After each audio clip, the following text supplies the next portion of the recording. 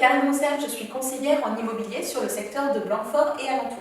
Aujourd'hui, je vous propose une interview avec un expert en diagnostic immobilier. C'est aussi le plus cool, le plus sympa et le plus sérieux. Et en plus, il habite Blanquefort.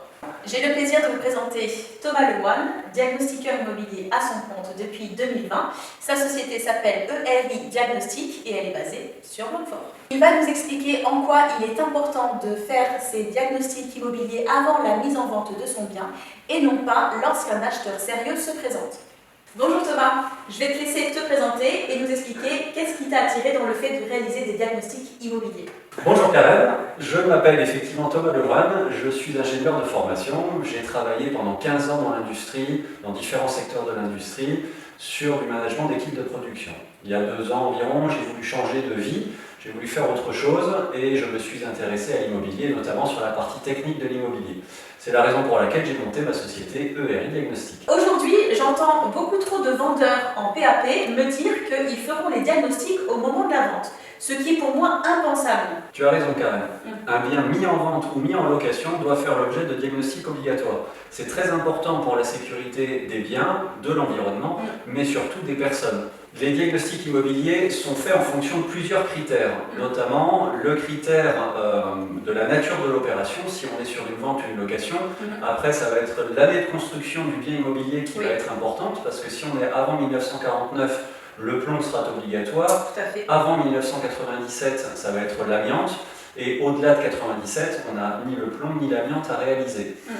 Après, on va s'intéresser aux installations d'électricité et de gaz. Et si celles-ci sont supérieures à 15 ans, nous allons réaliser le diagnostic électricité et gaz.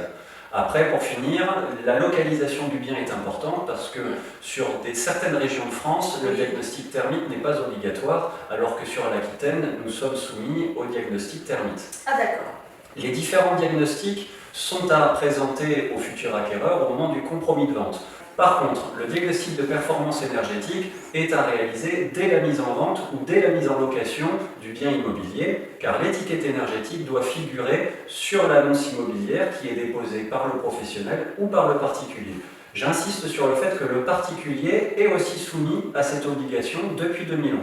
Et quel est justement l'intérêt de les faire avant la mise en vente? L'intérêt, Karen, c'est plusieurs raisons. C'est déjà d'informer, comme je le disais précédemment, l'acquéreur, le futur acquéreur, sur les potentiels risques que présente le bien immobilier, que ce soit sur la personne, sur l'environnement et sur le bien en lui-même.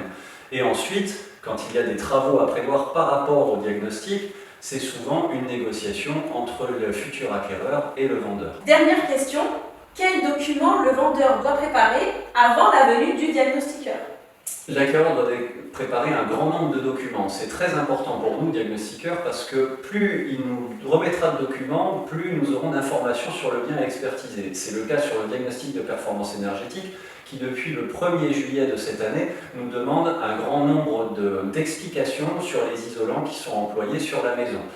Nous ne sommes pas forcément capables d'aller voir les isolants dans un mur ou dans un plancher. C'est la raison pour laquelle, si le particulier a des descriptifs des isolants qui sont employés, que ce soit des factures de travaux, des photos ou tout simplement la notice descriptive du constructeur, il est important qu'il nous les remette.